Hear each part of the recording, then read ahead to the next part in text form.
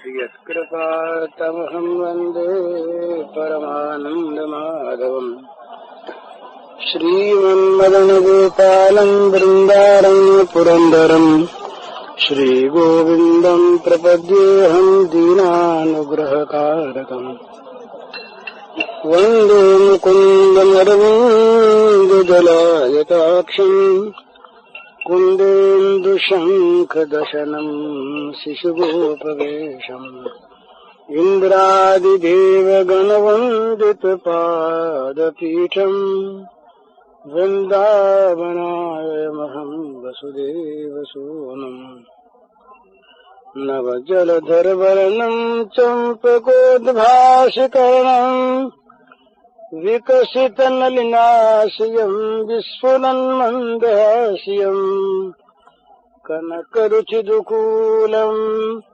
चारुबर्हावचूलम् कमपि निखिलसारम् नौमि गोपीकुमारम् वंशीविभूषितकरान्नवनीरदाभात् पीताम्बरादनुनबिम्बफलाधरोष्ठात् पूर्णेन्दुसुन्दरमुखादरविन्दनेत्रात् कृष्णात् परम् किमपि तत्त्वमहं न जाने ध्यानाभ्यासवशीकृतेन मनसा तन्निर्गुणम् निष्क्रियम् ज्योतिकिञ्चन योगिनो यदि परम् पश्यन्ति पश्यन्तु ते अस्माकम् तु तदेव लोचन चमत्काराय भूयाचरम् कालिन्दी पुलिनेषु यत्किमपि तन् नीलम् महो धावति श्रीराममय सब जग जानी करऊं प्रणाम जोरि जुगुपानी। भगवान क्या है, इसका उत्तर भगवान दे सकते हैं। बाकी जितने भी उत्तर हैं वो सब महापुरुषों की साधना के अनुभवों के उत्तर हैं। जिसने जैसा देखा, जिस मार्ग से जो गया, उसने अपने मार्ग का वर्णन किया और सभी सत्य है। गंगा हरिद्वार में कोई दक्षिण से आया, कोई पूर्व से आया, कोई पश्चिम से, कोई उत्तर से, तो सबके मार्ग के अनुभव विभिन्न होंगे। मार्ग के दृश्यों के वर्णन भिन्न होंगे। मार्ग में क्या क्या, कहाँ कहाँ पर कौन कौन सी वस्तु दिख पड़ी, ये सब विभिन्न होंगी। खान पान का भी प्रभेद होगा। हरिद्वार में आने पर हर की पैड़ी एक मिल जाएगी,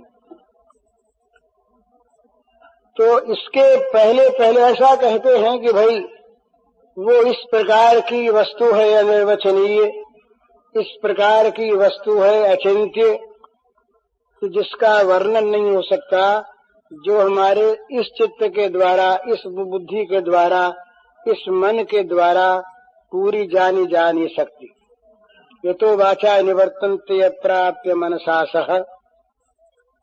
तो इसलिए जिसका वर्णन हो नहीं सकता उसका तो हो नहीं सकता, और जिसका हो सकता है उसके विभिन्न अनुभव विभिन्न प्रकार के हो सकते हैं। इसलिए सभी ठीक हैं, किसका कौन विरोध करे। भगवान को ये कहें कि भगवान केवल सगुण है, तब भी हमारी बुद्धि की परिधि में आ गए। सीमा में अगर हम कहें कि भगवान केवल निर्गुण ही है, तो सगुण कौन है। अगर हम कहें कि दोनों नहीं है, तो भाई तीसरे क्या है तुम बताओ। अगर हम कहें कि दोनों से परे हैं, तो ये दोनों कौन है सो बताओ। तो वो दोनों हैं, दोनों से परे हैं, दोनों के भीतर हैं, दोनों के बाहर हैं। जो हैं सो हैं, हमने अपने उनको जानते हैं। सच्ची बात अपनी तो यह है, और यही बात मेरी तो साधकों से बार बार ये विनय है कि साधक सिद्धांत के फेर में न पड़े। भगवान क्या हैं, भगवान कैसे हैं, यथार्थ में भगवान का क्या स्वरूप है, ये भगवान जब जनाएंगे तब जानने में आवेगा। तुम्हारी कृपा तुम्हें रघुनंदन, जानहि भक्त भक्त वचंदन। भगवान ने कहा ब्रह्मभूत प्रसन्नात्मा न सोचति न कांक्षति, समं सर्वेषु भूतेषु मद्भक्तिं लभते पराम, भक्त्या माम अभिजानाति यावान यश्चास्मि तत्वतः, ततो माम तत्वतो ज्ञात्वा विशते तदनंतरम। जान गया तब तो हो गया प्रविष्ट, बतावे कौन। और जब तक जानने वाला रहा तब तक जाना नहीं। तो इसलिए उस अनिर्वचनीय का तत्व अनिर्वचनीय जानता है, अपने को तो पता नहीं। अपना तो काम यह है साधक का कि उसके भगवान जैसे हैं, बस दूसरे भगवान दूसरों के कैसे हैं इसकी परवाह न करके उसके भगवान जैसे हैं। अस्माकं तु तदेव लोचन चमत्काराय भूयाचरम, कालिंदी पुलिनेश्वित किमिबतन नीलम महोधावती। ये मधुसूदन स्वामी के शब्द हैं भला, जिन्होंने अद्वैत सिद्धि लिखी है। तो गीता के भाष्य के 13वें अध्याय में उनकी टीका में ये मंगलाचरण का श्लोक है। तो वो कहते हैं कि भाई सब ठीक है, जो करें सो करें, जो ज्योति देखें वो ज्योति देखें, जो निर्गुण निराकार का ध्यान करें वो ध्यान करें, सब ठीक। पर हमारे लिए तो बस वो कालिंदी के पवित्र तट पर, कालिंदी कूल पर जो नीला नीला तेज दौड़ता रहता है, फुदकता रहता है, बस बस बस वही। तो और को समझे सो समझे, हमको इतनी समझ भली, ठाकुर नंद किशोर हमारे, ठकुरायन वृषभानु ललित। बस इसके परे जो कुछ है वो है। तो प्रत्येक साधक का ये कर्तव्य है कि वो सिद्धांत को लेकर लड़े नहीं। कभी नक्शा सामने रख ले, मैप सामने रख ले, बॉम्बे का, मद्रास का, सिलोन का, वहाँ का, और कौन बोले बम्बे में कालबादाबी रोड कहाँ है देखो। अब लड़ने लगे, ये बम्बई कभी गए ही नहीं, देखा ही, तो पूरा ज्ञान नक्शे से होगा नहीं, अंदाज होगा, संकेत होगा। बम्बई चले जाओ तब पता लग जाएगा कालवा देवी कहाँ है। तो जाना शुरू करो, जाओ, तब पता लगेगा। और नक्शे को लेकर लगे लड़ने तो लड़ाई बढ़ जाएगी, नक्शा बदलेगा नहीं और यहाँ का नक्शा बदल जाएगा। विवाद विवाद हो गया, लड़ाई शुरू हुई, नक्शा बदल जाएगा, यहाँ का अशांत हो जाएंगे हम। इसलिए साधक के लिए ये सब या तो आचार्यों की चीज है या लड़वैयों की चीज है, या विद्वानों का ये विनोद है। विद्वानों का बड़ा विनोद होता है, वो तो बस उनका ये बड़ा रस का विषय होता है। साधकों के लिए ये कर्तव्य, ये काम की चीज नहीं। वो तो उनके जैसे राम, वो राम चाहे कैसे ही हो। एक बार किसी ने तुलसीदास जी से कहा कि भाई तुम जिस राम को भजते हो वो तो 12 कला अवतार है, 12 कला है, और श्री कृष्ण 16 कला है।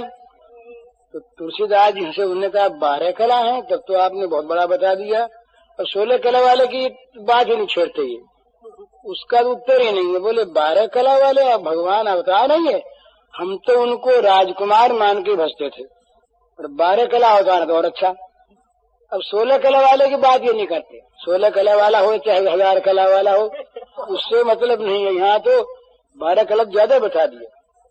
तो इस प्रकार से वो कोई कुछ भी कहे, अपना इष्ट जैसा है, जो कुछ है बस वही सर्वोत्तम, उसको मानकर आदमी उस लक्ष्य को सामने रखकर चलता रहेगा तो भगवान उसको प्राप्त हो जाएंगे। और प्राप्त होने पर पता लगेगा कि वो कैसे हैं। क्या अपने आप भाई जब तक रंग महल में जा करके और श्याम सुंदर की झांकी पूरी नहीं देख लेते तब तक क्या पता लगेगा कि वो कैसे तुम ऊपर की पोशाक को देखते हो। कभी पोशाक राजा की होती है, कभी उन्हीं की पोशाक और हो जाती है, और पोशाक के साथ साथ उनका रूप बदलता है और उनके काम बदलते हैं। सर गुरुदास बनर्जी रहे तो हाई कोर्ट के जज थे, बहुत बड़े विद्वान। शिवरात्रि का दिन तो गंगा नहाने जाया करते थे, वो बूढ़े ब्राह्मण थे, तो गंगा नहाने जाए वहां जज हो जाता है। जज तो हाई कोर्ट में जाता है, हाई कोर्ट जज थे। वहां तो ब्राह्मण देवता सभक्ति गंगा में अवगाहन करने जाते हैं तो वो लोटा हाथ में लिए और वो पीताम्बरी पहले राम नामी ओढ़े और गुरुदास बनर्जी नहा करके लौट रहे थे। वो त्रिपुंड लगाए तो एक बुढ़िया ब्राह्मण ने देखा कि पंडित जी महाराज गंगा नहा करके आ रहे हैं, शिवरात्रि है तो मंदिर पास ही है, तो पंडित जी पूजा करवा दें। तो ब्राह्मण ने कहा, ओ पंडित जी जरा बात सुनो। बोले क्या मैया? बोले शिवरात्रि जरा पूजा करवा दो चल के। बोले हाँ चलो पूजा करवा दें। तो चले गए मंदिर में। मंदिर में जाके ब्राह्मण है, अब इस समय ब्राह्मण है, वो पूजा करवा दी खूब मजे में। पूजा करवा दी जब उसने 2 पैसे दिए तब गुरुदास जी ने कह दिया, मैया मेरे पास तुम्हारे आशीर्वाद से बहुत पैसे हैं, पैसा ले लूंगा मैं, पर मेरे पास बहुत पैसे हैं। तो कहा तू क्या करता है?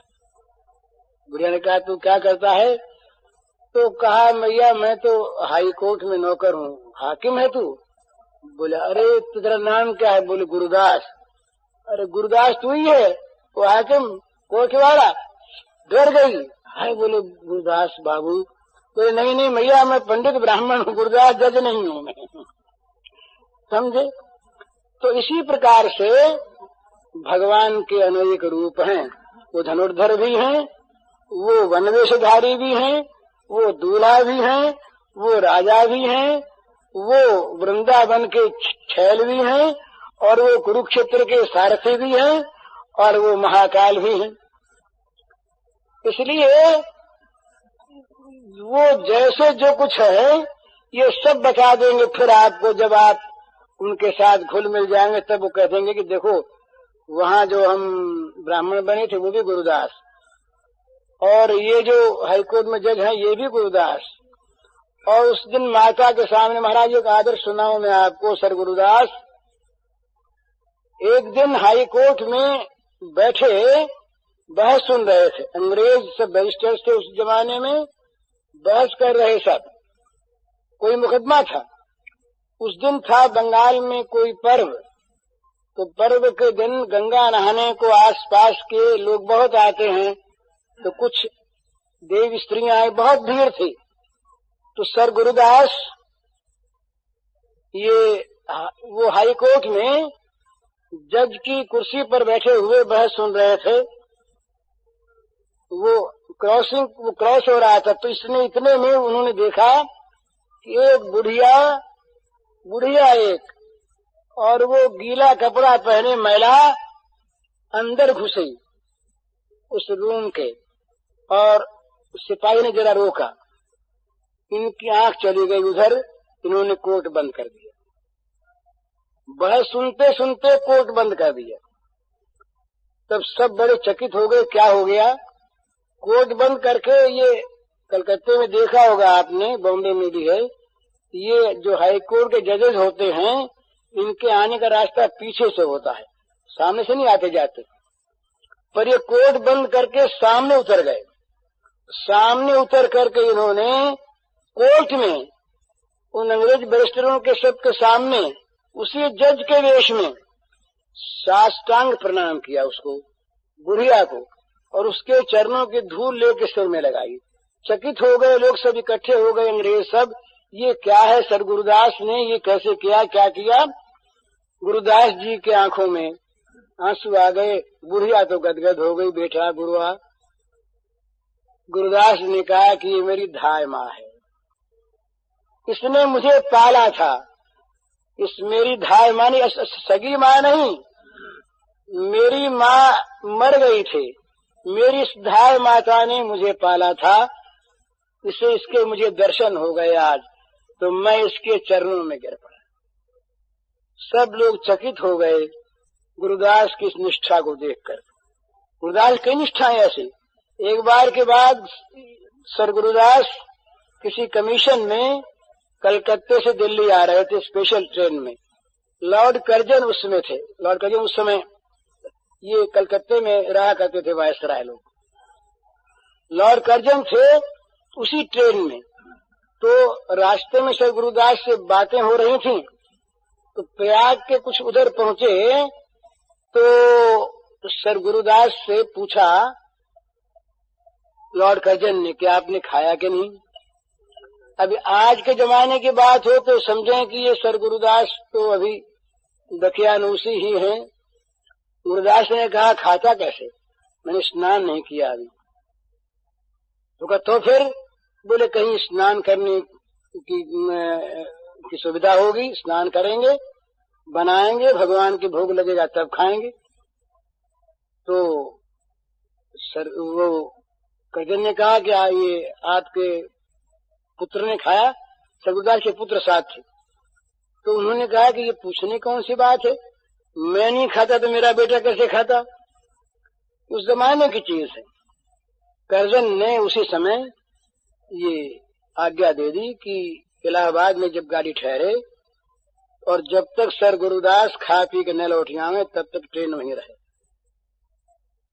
टाइम बदल दी गई, जितनी टाइम लगे। सर गुरुदास उतरे, सर गुरुदास त्रिवेणी पर गए, स्नान किया, बाप बेटों ने हंडिया मंगाई, उसमें उनके भात बने, भगवान के भोग लगा, गुरुदास ने और लड़के ने खाया, तब वो लौट करके आए।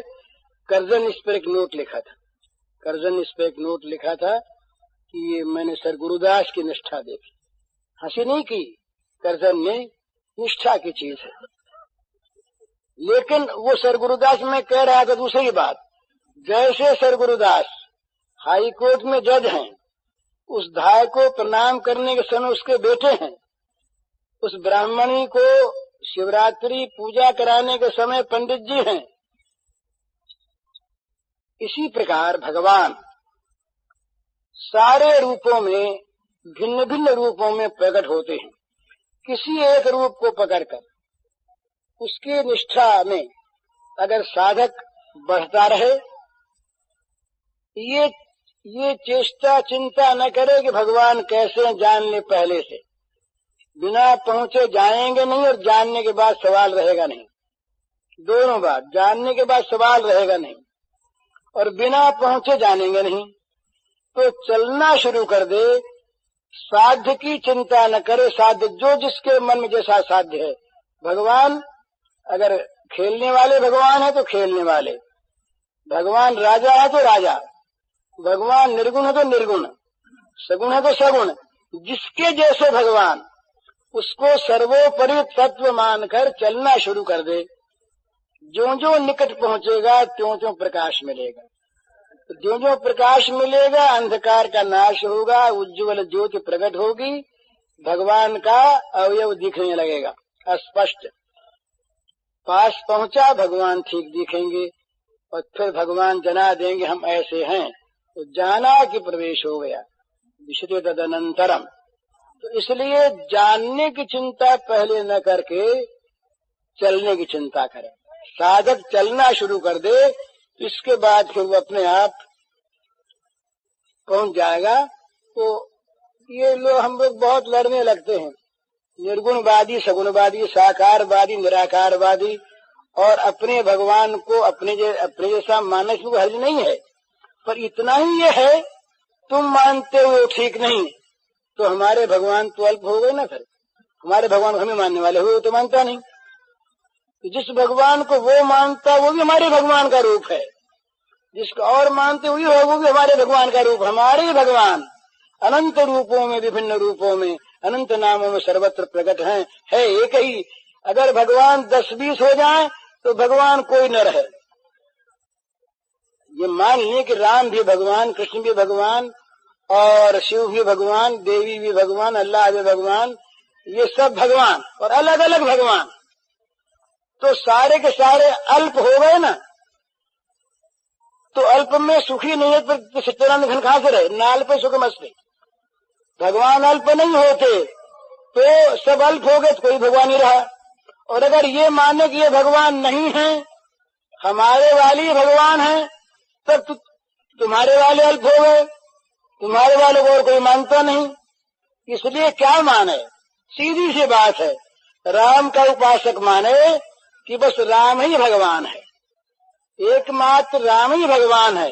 राम ही को कोई पूछते हैं कृष्ण नाम से और कृष्ण रूप से, कोई ब्रह्मा, कोई विष्णु, कोई शिव, कोई दुर्गा, कोई गणेश, कोई सूर्य, कोई अल्लाह, कोई ऑलमाइटी गॉड, कोई कुछ विभिन्न नामों से, विभिन्न रूपों से, कोई सगुण, कोई निर्गुण, हमारे राम को पूछते हैं। बस काम बन गया। किसी से झगड़ा नहीं, अपनी राह पर चले जाओ, भगवान मिल जाएंगे। अपना जो है वो बस अपना है, उसके लिए मन में न संदेह करो कि छोटा है, किसी बड़े को और पाना है। जो आदमी ये करता है कि हम जिसको भजते हैं वो तो अभी प्राइमरी क्लास की चीज है, ऊंची वाली दूसरी है, तो ऊंची वाले को फिर इसको छोड़ देगा, वो तो रह जाएगा अधूरा। जिसको मान्य बस यही वही है, पलटने की आवश्यकता नहीं, ये वही है, और बस उसी को पकड़े चले जाए, पार पहुंच जाएंगे। पार पहुंचने पर पता लग जाए, यावान यस्यास्मि तत्वतः भक्त्या माम अभिजानाति, यावान यस्यास्मि तत्वतः, उस भक्ति के द्वारा, ज्ञानोत्तर भक्ति, पराभक्ति, ब्रह्मभूत प्रसन्नात्मा न शोचति न कांक्षति, तम सर्वेषु भूतेषु मद भक्तिम लभते पराम। और इस भक्त्या माम अभिजानाति, यावान यश्चास्मि तत्वतः ततो माम तत्वतो ज्ञात्वा विशते तदनंतरम। सीधे शब्द हैं, उस भक्ति के द्वारा जैसा जो कुछ मैं हूँ इसको तत्व से यथार्थ जानता। और जानता कौन है? महाराज जो अंतरंग प्रेमी होता है वो। देखिए, जानने का ज्ञान भक्ति का विरोध नहीं, बड़ी सुंदर इनका सामंजस्य है। सीधी सी बात है, ज्ञान भक्ति का पूरक और भक्ति ज्ञान की पूरक, और दोनों का परिणाम एक। जैसे आपसे मेरी अगर कुछ भी जानकारी नहीं है, मेरा परिचय आपसे कुछ है ही नहीं, तो आपके प्रति मेरा प्रेम होगा ही नहीं। किसी प्रकार का कोई परिचय, कुछ जानकारी होनी चाहिए, आप अमुक हैं, ऐसे गुण वाले हैं, ऐसे नाम वाले हैं, कुछ न कुछ परिचय हो, ज्ञान हो, तो ज्ञान होने पर आप में प्रेम होगा। और जब वो प्रेम अंतरंगता ला देगा, प्रेम दोनों हृदयों को उन्मुक्त कर देगा। ज्ञान से हृदय नहीं उन्मुक्त होता, भला ये बहुत ध्यान रखने की चीज है।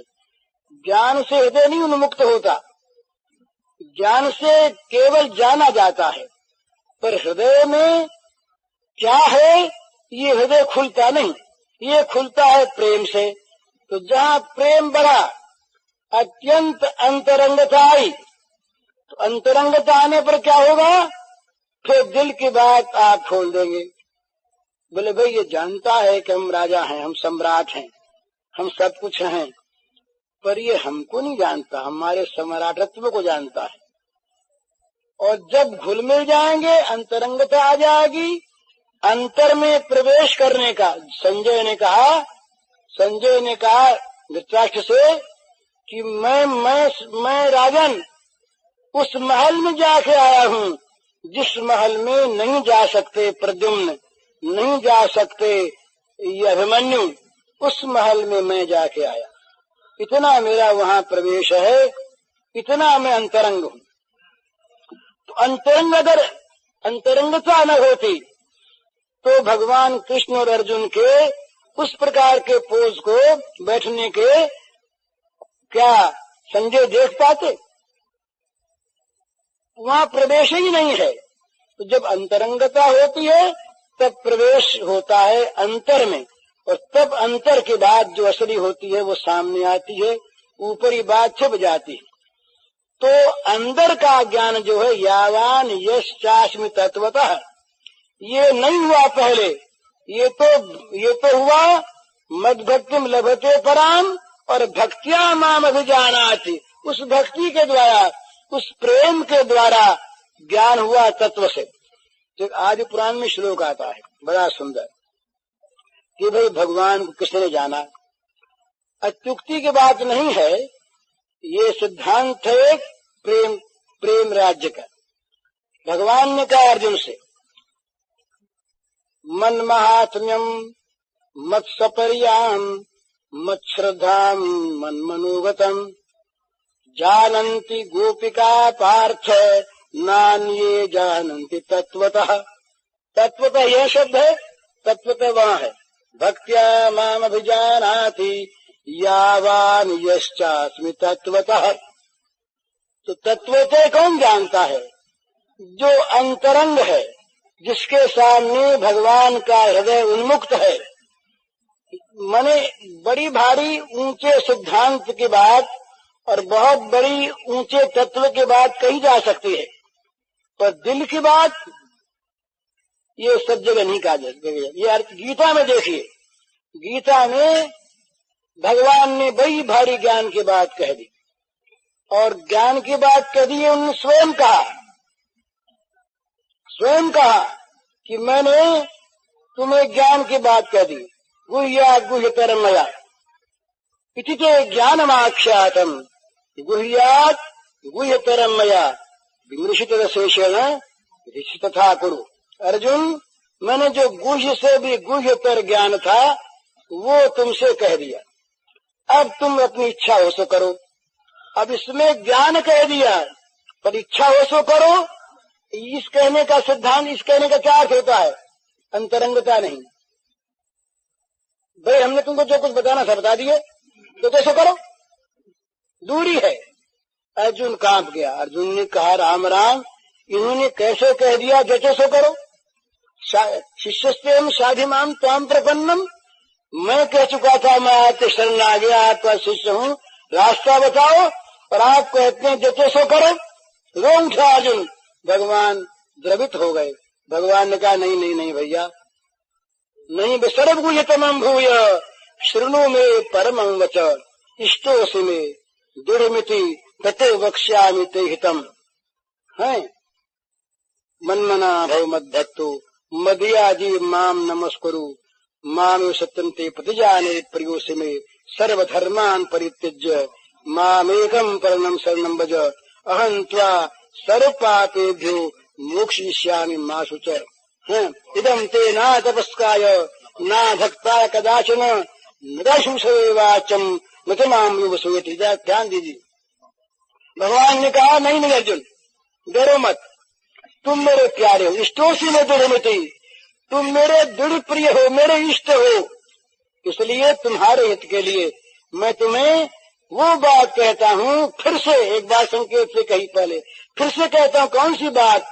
जो शरद गुह्यतम है और परमम वच है, मेरे जो परम श्रेष्ठ वचन है वो तुमसे कहता हूँ। क्या कहा भगवान ने? मुझ में मन लगाओ, मेरी पूजा करो, मुझको नमस्कार करो, सब धर्मों को छोड़ दो, मेरे एक की शरण में आ जाओ।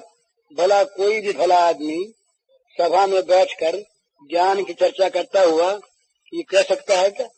लोग चट से कह देंगे कि देखो इसका काम, ज्ञानवान की बात कह कहा करके अंत में सुने कहा क्या मेरी पूजा करो।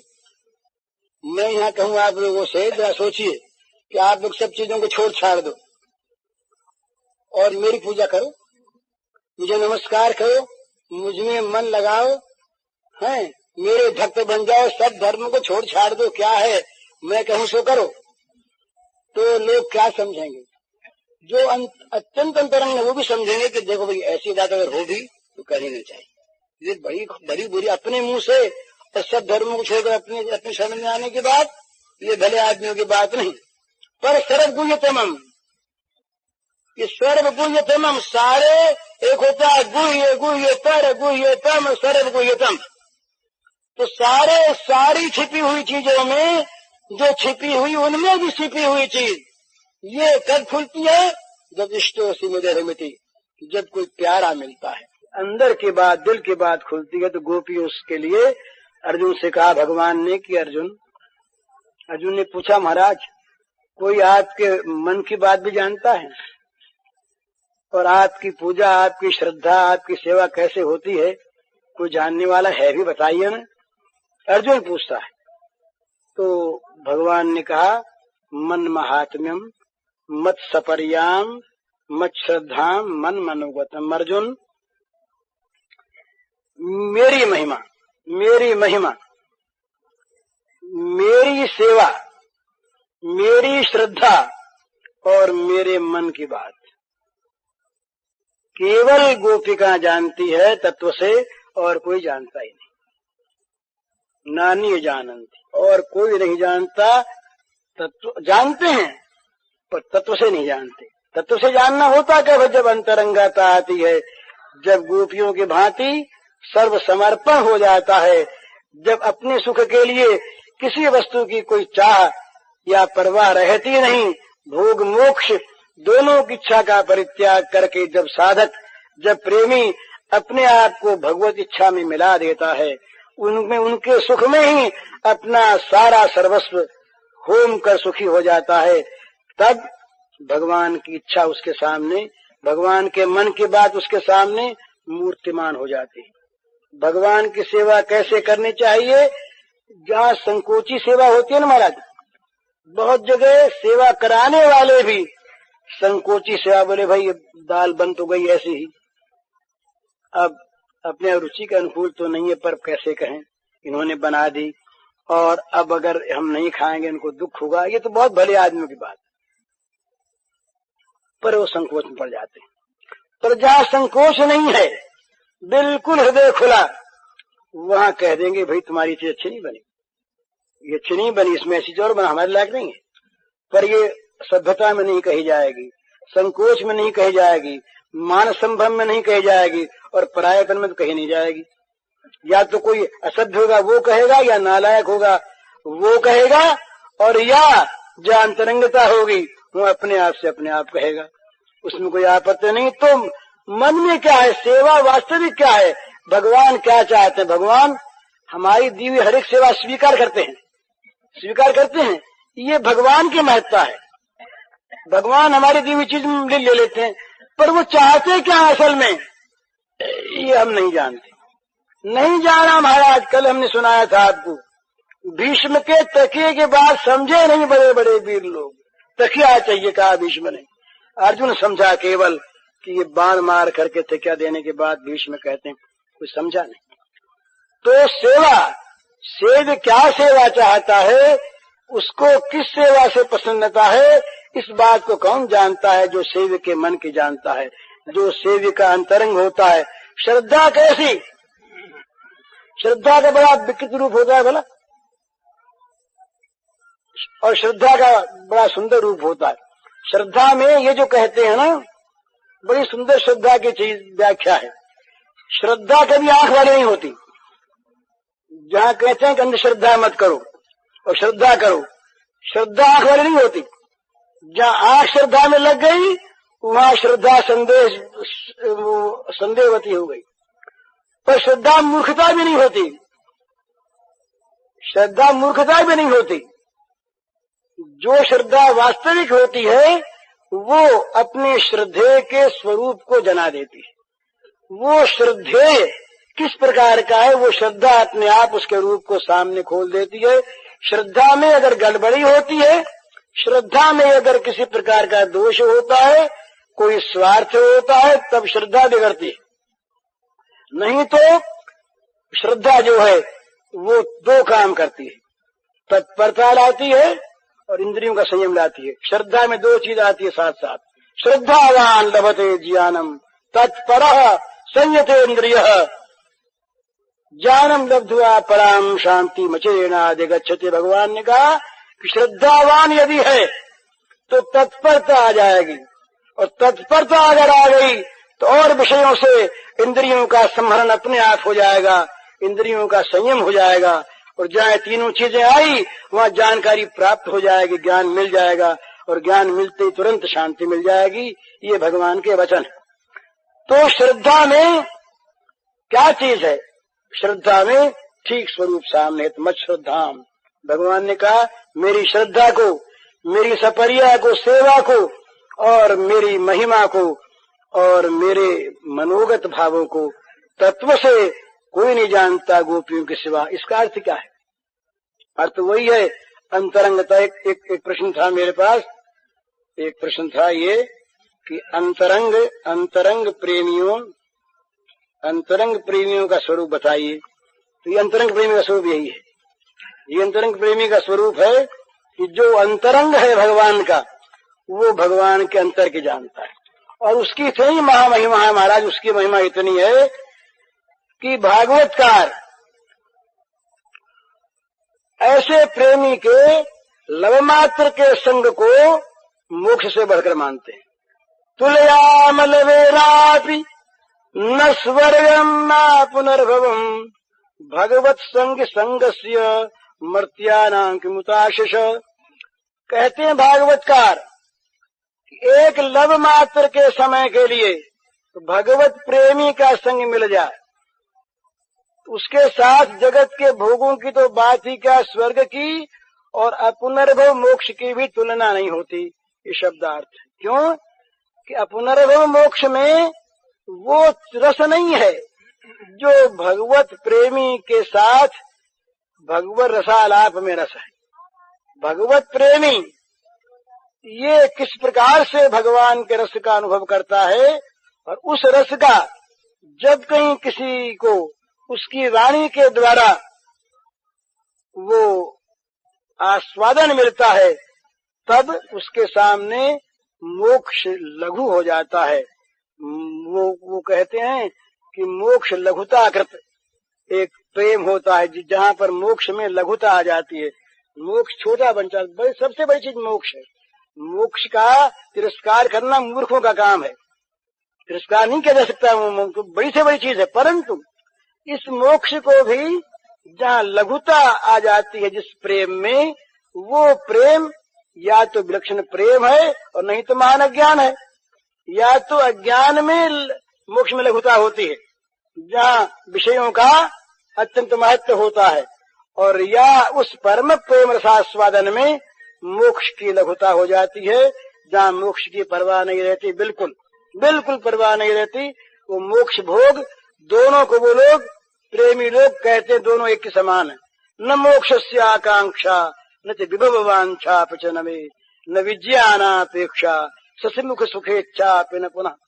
देखिए ना क्या मेल मिलाया शंकराचार्य ने। वो कहते हैं कि न मुझे मोक्ष की इच्छा है न वैभव की। मोक्ष वैभव एक ही श्रेणी में दोनों के लिए। न विज्ञानापेक्षा ससिमुख सुखेच्छा न पुनः, न विज्ञान की अपेक्षा है और न रमणी सुख की आकांक्षा है। दोनों को समान रूप में ला दिया। क्यों कि उनके लिए दोनों समान। रसास्वादन जहाँ प्रेम का है, उस प्रेम के सामने कुछ चीज नहीं। तो ऐसे तो इसलिए एक लव मात्र का भगवत प्रेमी का संग एक तरफ और मोक्ष पुनर्भव मोक्ष एक तरफ, तो कहते हैं दोनों की तुलना नहीं होती। उस मोक्ष के लिए वो लव मात्र के भगवत प्रेमी के संग को छोड़ना नहीं चाहता, नहीं छोड़ेगा। तो ये अंतरंग प्रेमियों का। तो अंतरंग प्रेमी ये कहीं बाजारू चीज नहीं है। भला हम कहें हमारे में प्रेम है और कहीं हमारी आंखों में आंसू भी आ जाए, यद्यपि ये प्रेम के लक्षण माने गए। वाह गदगदा द्रवते सचित्तम हसत भीक्षम रुदते क्वचिच्च विलज्जोद्गायत नृत्यते च मद्भक्त युक्तो भवनम पुनाति। भागवत में कहा है भगवान के वाक्य हैं।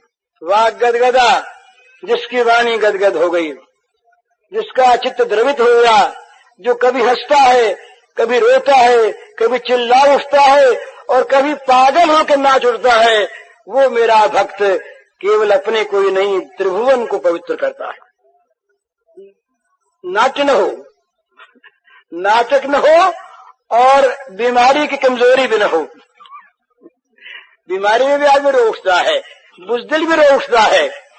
वो प्रेम नहीं जहाँ प्रेम का वास्तविक आवेश हो जाए, उस प्रेम में दशा हो जाए तो बड़ी सुंदर बात, वो फिर भगवान को सारे जगत में नचा देता है, त्रिभुवन को पावन कर देता है। चैतन्य महाप्रभु ने ऐसा किया, उनके बात सुनाने को कहा था, दूसरी बात चल पड़ी तो पावन कर दिया चैतन्य महाप्रभु ने। उस गली से जो रोज निकले, ये महाराज चैतन्य के गृहस्थ के काल की बात है, बड़े बड़े पंडितों ने उनके मार्ग से आना बंद कर दिया।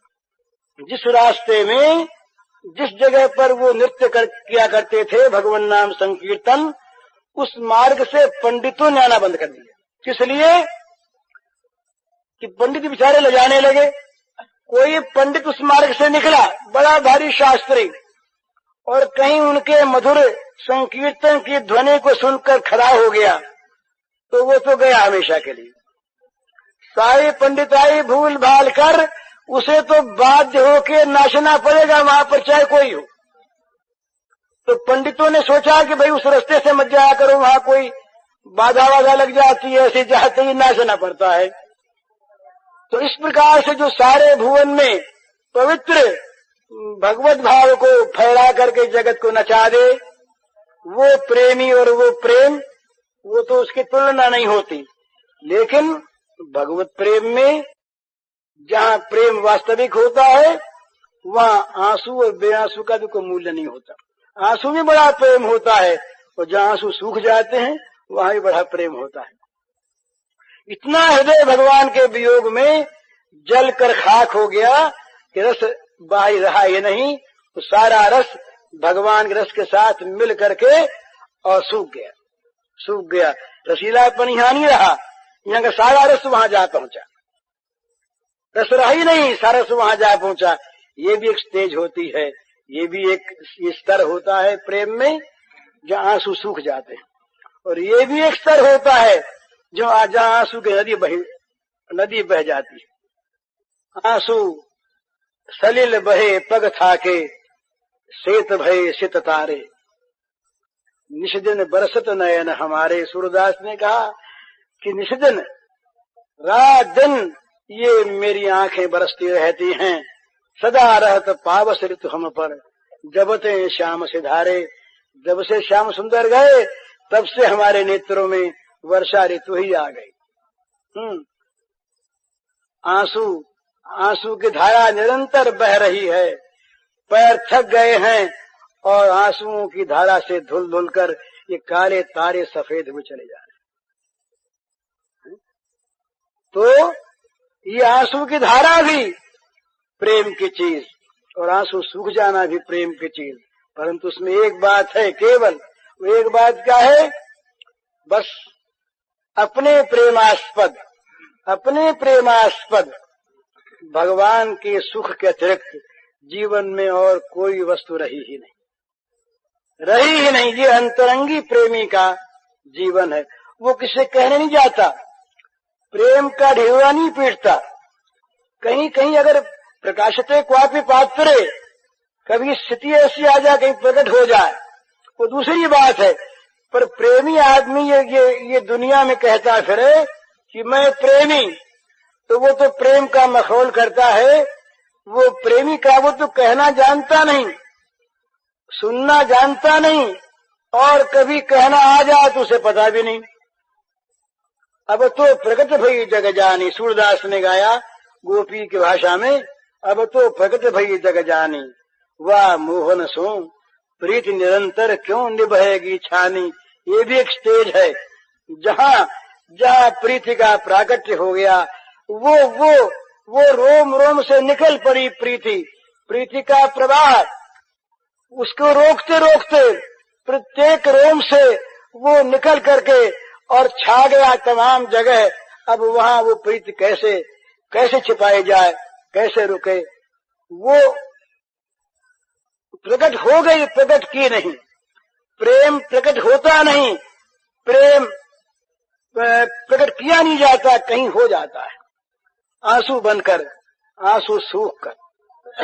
प्रेम प्रकट हो जाता है, कहीं कहीं बिल्कुल मौन बना देता है, और कहीं प्रेम बिल्कुल बाचाल बना देता है। कहीं प्रेम घर से निकाल देता है, निकलवा देता है। प्रेमी कहीं भीख मांगने को चला जाता है और कहीं प्रेमी मान करके बैठ जाता है, स्वयं श्याम सुंदर आके उसे खिलाते हैं। तो प्रेम की ये अनोखी चीजें हैं, परंतु प्रेम विज्ञापन की वस्तु नहीं है।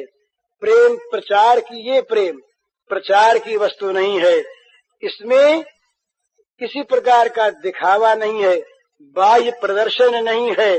लोगों से वाहवाही लूटने की बात तो इसकी कल्पना में भी नहीं है। कोई उसे पागल कहे तो हर्ज नहीं और विद्वान कहे तो हर्ज नहीं। वो अपनी मस्ती में मस्त रहता है और मन की चीज। सीता से राम ने कहलवाया, बड़ी सुंदर, ये आप लोगों की सबकी सुनी जानी हुई चौपाई है। तत्व प्रेम कर मम अरु तोरा, जानत प्रिया एक मन मोरा। तत्व प्रेम कर मम अरु तोरा, जानत प्रिया एक मन मोरा। सो मन रहत सदा तो ही पाही, जानहि प्रीति रीति यही माही। बस केवल एक चौपाई में सारे प्रेम का विज्ञान, सारा तत्व संकेत से कह दिया। भगवान ने कहलाया, सीते तेरे और मेरे प्रेम को जानता है केवल एक मेरा मन जानता है, और कोई जानता ही नहीं। जानता है एक मन मोरा, एक मेरा मन जानता है। तो जानता तो बताओ ना फिर वो कैसा है, बोले बताएं कैसे, वो मन हमारे पास है नहीं। सो मन रहत सदा तो ही पाही, जानहि प्रीति रीति यही माही। सीते वो मन जो तेरे और मेरे प्रेम के तत्व को जानने वाला एक ही है, वो मन रहता है तेरे पास, मेरे पास है नहीं। इतने में जान ले प्रेम क्या होता है। ये प्रेम की अंतरंगता है, प्रेम की अंतरंग। और एक बात है, प्रेम लेना जानता ही नहीं, प्रेम केवल देना जानता है। जहाँ लेन देन है, जहाँ व्यापार है, जहाँ व्यवसाय है, वहाँ प्रेम नहीं, वहाँ तो बनियापन है। बनियापन तो सेवा में नहीं रहता। प्रहलाद ने उलाहना दे दिया भगवान को, बोले क्या महाराज देने देने की बात करते हैं, जो ले लेता सेवा करके न सब भृत्य सब ही बनिक, वो सेवक नहीं, वो तो बनिया है। चीज तौल के दिए, बदले में दाम ले लिए, सेवा की नौकरी ले ली। वो सेवक कहेगा, और जो मालिक थोड़ा बहुत दे करके सेवक को टकरा दे, वो मालिक कैसा। आपका हमारा ही लेन देन नहीं, हम सेवक हैं, आप स्वामी हैं। तो जहाँ सेवक स्वामी में ये बात, वहाँ प्रेमी प्रेमास्पद में कहीं लेन देन रहता है। तो प्रेमी तो केवल देना जानता है, लेना जानता नहीं। और इसीलिए प्रेम का जादू है महाराज, विलक्षण चीज। एक ही ऐसा स्टेज है जहाँ भगवान मांगते हैं, भगवान सबको देते हैं। भगवान से ज्ञानी मोक्ष मांगता है, निष्काम कर्मी अंतःकरण की शुद्धि और मोक्ष चाहता, निष्कामी होकर के भी। भक्त दर्शन चाहता है, भक्त। सकामियों की तो बात है क्या, योगी अपने हृदय में ज्योति के प्रकाश पुंज को देखना चाहता है। परंतु ये प्रेमी, ये तो कहता है लिए जाओ, हम तो तुम्हें देने के लिए प्रकट हुए हैं, लेने के लिए नहीं। ऐसा ही हटके रहता है प्रेमी। तो भगवान इसके पवित्र प्रेम के रसास्वादन के लिए भूखे बन जाते हैं, प्यासे बन जाते हैं, सकाम बन जाते हैं, लोभी बन जाते हैं। क्या क्या नहीं बन जाते, सब कुछ। आप्त काम, पूर्ण काम, नित्य काम, अकाम भगवान सकाम बन जाते हैं। और सकाम बन के चाहते हैं किसी प्रकार से। छोटे बच्चे रहे तब यशोदा मैया के स्तनपान के लिए इनकी भूख कभी मिटती नहीं, लड़ाई हो जाती महाराज। एक बार तो मैया से लड़ाई ऐसी हो गई कि मैया भाग गई और बिना दूध पिलाए इन्होंने सब गुस्से में आके मटके फटके सब फोड़ डाले, होठों को दांत से काटने लगे, इतना गुस्सा आया भगवान को। क्यों गुस्सा आया कि कामना होगी, वहां गुस्सा आता ही है। कामात क्रोधो विजायते, और कामना भगवान में हो गई इसलिए कि मैया का दूध है, मैया दूध पिलाती है, लेना कुछ जानते नहीं, तो मैया के दूध में वो स्वाद आ गया कि उसके लिए भगवान तरस गए, भगवान पीने के लिए व्याकुल हो गए, आकुल हो गए, और सखाओं के साथ खेलने को आतुर। सारा जगत जिनका खेल है, कि दिन भर कौन खेल रहा है यहाँ पर, सारा जगत जिनका खेल, सारे जगत के पदार्थ जिनके क्रीड़ा कौतुक क्रीड़क, जिनका काम ही खेलना, लोकवत लीला कैवल्यम, जिनका काम केवल खेलना, वो खेलने के लिए सखाओं को मनाते, खुशामद करते, भैया अब नहीं करेंगे ऐसा, अब तुम खेलो ना हमारे साथ, हमसे बड़ी गलती हो गई, अब तुम खेलो। और गोप सुंदरियों के साथ भगवान का वो लीला नाट्य क्या चीज है, ये केवल यही है कि प्रेम का जो देना है, ये भगवान को बड़ा मीठा लगता है। प्रेमी का रस बड़ा, जहां जरा भी प्रेम दिखा, वहां कहाँ सबरी के कुटिया में जा पहुंचे, चाहे जूठे न खाए हों, जूठे खाए तो हज नहीं है वहां पर। हाँ सच्ची बात, नहीं प्रमाण मिलता, जूठे खाने की बात नहीं है, प्रमाण नहीं, परंतु भक्तमाल वाले कहते हैं।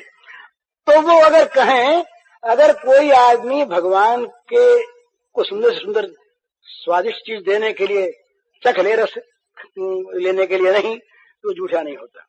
और बिना खाए हम जूठा कर देते हैं, चख लेते हैं पहले से, भोग को चख लेते हैं मन से पहले, कैसी चीज बनी, बर्फी कैसी बढ़िया बनी, मनी मन खाने लगते हैं, फिर भोग जल्दी लगाओ ना, भगवान भूखे, जल्दी भगवान भूखे, तुम भूखे कौन जानता, बर्फी खाने के अपने को लगे, तुम्हें जल्दी लगाओ, ये हमारा रसोईया आज कैसा आ गया, इतनी देर हो गई, भोग नहीं लगता, इतनी देर हो गई, कैसी बर्फी बनी, अच्छी बनी है ना, और जीभ तो अपनी लपलपाती है, और भगवान का नाम तो जूठन पड़ जाती है। भगवान फिर खा तो लेते हैं बेचारे, जूठे खाना कोई बात नहीं, पर हम उसको जुठिया देते हैं पहले भगवान के भोग को, और कहीं खाने पर भी जूठा नहीं होता, ये भाव की चीज है। तो भगवान इस प्रेमी के सामने हाथ पसार लेते, लाओ भाई, स्नामी प्रयतात्मन, स्नान हम खाते हैं, भूख लग जाती है, वहां फिर भगवान खाते हैं, पत्रम पुष्पम फलम तोयम यो में भक्त्या प्रेक्षति। यहाँ किसी विधि विधान का नाम नहीं लिया भगवान ने, बस केवल भक्त्या, यूं दे, यूं चढ़ावे, यूं पाटा रखे, चौकी रखे, नैवेद्यम समर्पयामि बोले, और वो कहीं इसका विरोध नहीं करता, मैं पुरुष सूक्त का मंत्र बोले, ये सब होना चाहिए, सब ठीक है, शास्त्रीय सब बातों को मानना चाहिए, परंतु यहाँ भगवान तो केवल भक्त्या। अब ये भी नहीं कहते कौन देता है, वो है,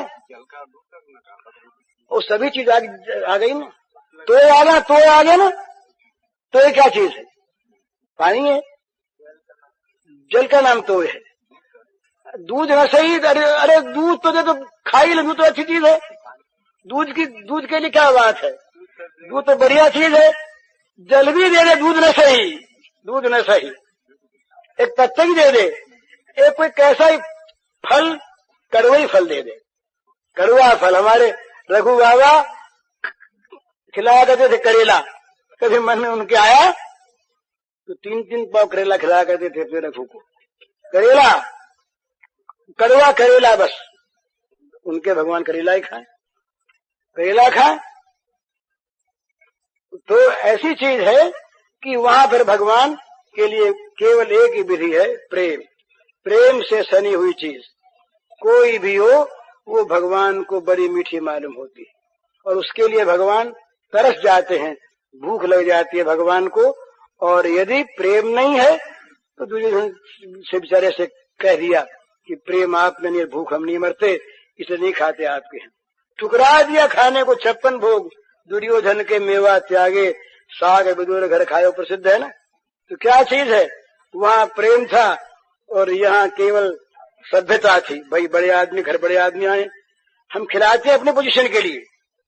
इधर देखिए, हमारे घर में अतिथि आवे, उसको सुखी करने के लिए हम खिलाएं, चाहे वो हमारी रूखी सूखी रोटी हो जो हम खाए उसको खिला दें, और हमारी पोजीशन उनके हमारे घर आवे फिर ये चीज खाएंगे ना, क्यों नहीं खाएंगे?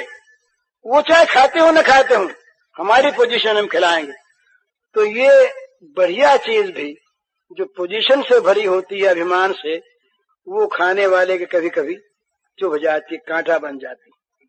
और रूखी रोटी भी अगर वो प्रेम से और विनय से भरी होती है, उसमें एक अमृत होता है, खाने वाले के चित्त में वो जा करके माधुरी और अमृत पैदा करती है। ये बिल्कुल देख लेने की बात। अभिमान टुकड़ा फेंक दे, उसके साथ चाहे सोने का पैसा फेंक दे, और आदर पूर्वक प्रेम पूर्वक सूखी रोटी खिला दे, उसमें बड़ा बड़ा एक सुंदर भाव रहता है। तो पत्रम पुष्पम फलम तोयम, यही बात है। तो भगवान ये प्रेम के जहां पर पदार्थ मिलते हैं, वह महाराज जी इनको भूख लग जाती, हाथ फैला लेते उस सुख को। उसमें क्या अर्थ है? बड़ा सुंदर है।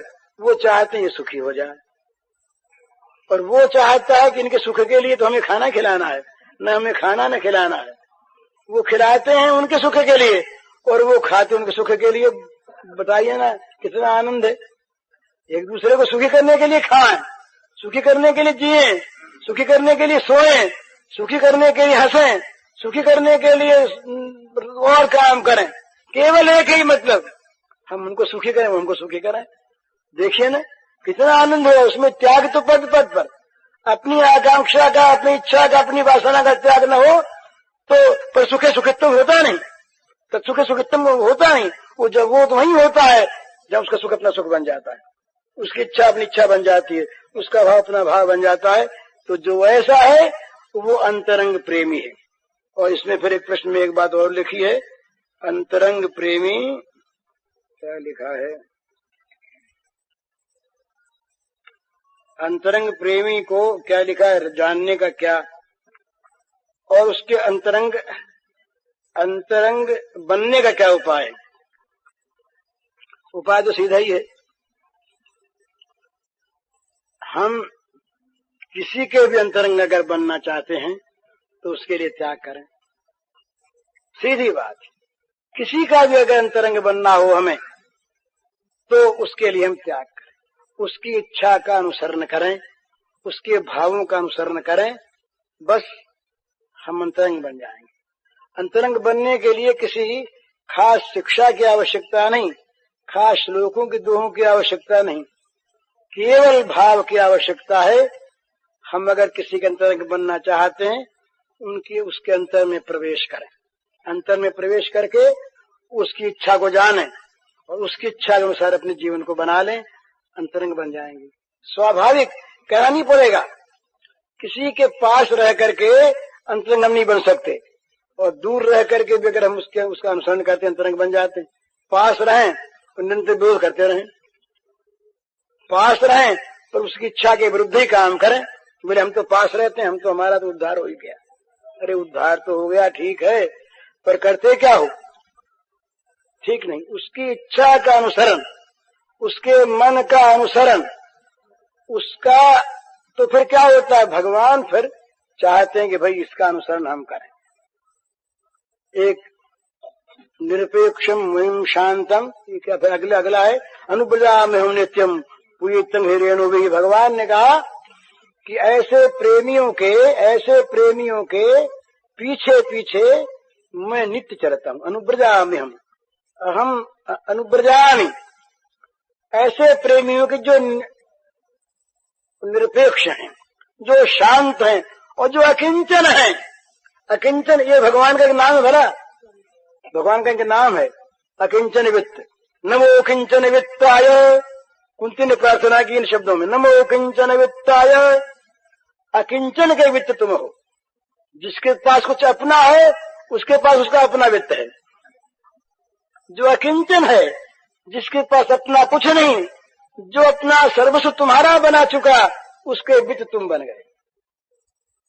तो भगवान ने कहा कि ऐसा जो मेरा प्रेमी, उसके चरणों के धूल से, उसके चरणों की धूल से अपने को पवित्र करने के लिए मैं उसके पीछे पीछे नित्य नित्य चलता हूँ। ये भगवान के वाक्य। अनुब्रजामि हम नित्यम तो ये तंग रेणु भी अंग्री रेणु भी चरणों की धूल से अपने को पवित्र करने, कहीं मैं पीछे पीछे चलूं, उसके चरणों की धूल उड़े और उड़ के मुझ पे पड़ जाए तो मैं पवित्र हो जाऊं।